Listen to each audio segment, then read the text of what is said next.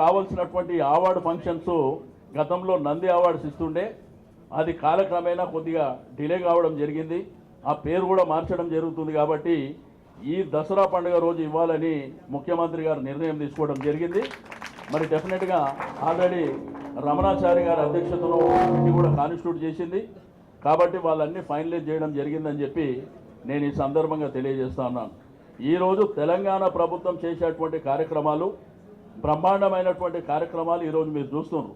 మీరు చిత్రాలలో చూపించేటువంటి చాలా అంటే మెసేజ్ ఓరియంటేషన్ అనే పిక్చర్స్ అయితే వస్తున్నాయో, ఈ సామాజికంగా మరి ప్రజలకు గ్రామీణ ప్రాంతంలో ఉన్న వాళ్ళకు కూడా మేలు చేసేటువంటి కార్యక్రమాలు మనం చిత్రాల ద్వారా చూస్తాం. ఒక శ్రీమంతుడు మనం చూడడం జరిగింది. మరి శ్రీమంతుడిలో ఆ సినిమా స్టోరీ ఒకసారి తీసుకున్నప్పుడు మరి ఏ విధంగా ఉన్నదో మనకు అందరికీ తెలుసు. కాబట్టి ప్రభుత్వం, తెలంగాణ ప్రభుత్వం వచ్చిన తర్వాత మిషన్ భగీరథ అనేటువంటి కార్యక్రమం గ్రామీణ ఇంటీరియర్ మారుమూల ప్రాంతంలో కూడా ట్యాప్ ద్వారా వాటర్ ఇచ్చేటువంటి కార్యక్రమానికి ముఖ్యమంత్రి గారు శ్రీకారం చుట్టారు.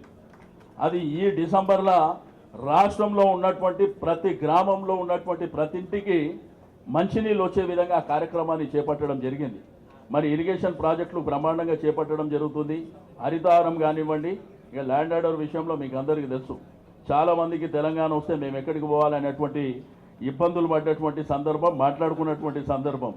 ఎవ్వరు ఎక్కడికి పోయే అవసరం లేదు, తెలంగాణ ప్రభుత్వం మీ ఎంబడే ఉంటుందని మీరు ఈ 2.5 సంవత్సరాలలో మరి ప్రత్యక్షంగా మీరు చూడడం జరిగింది.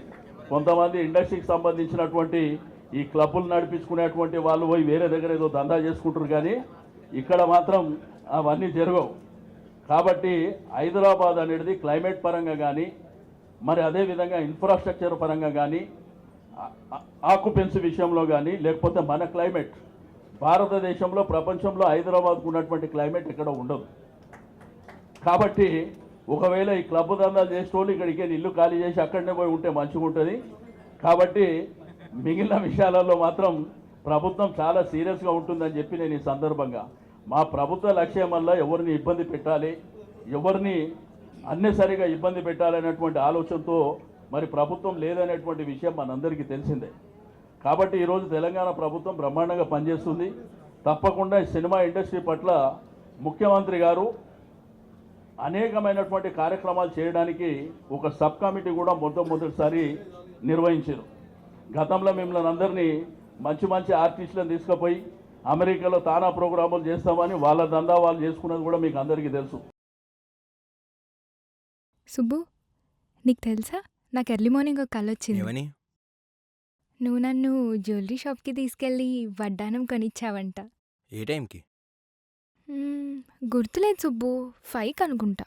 అదే మరి 5కి మీ బాబు వచ్చి బిల్లు కట్టినట్టు నాకు కాల్ వచ్చింది.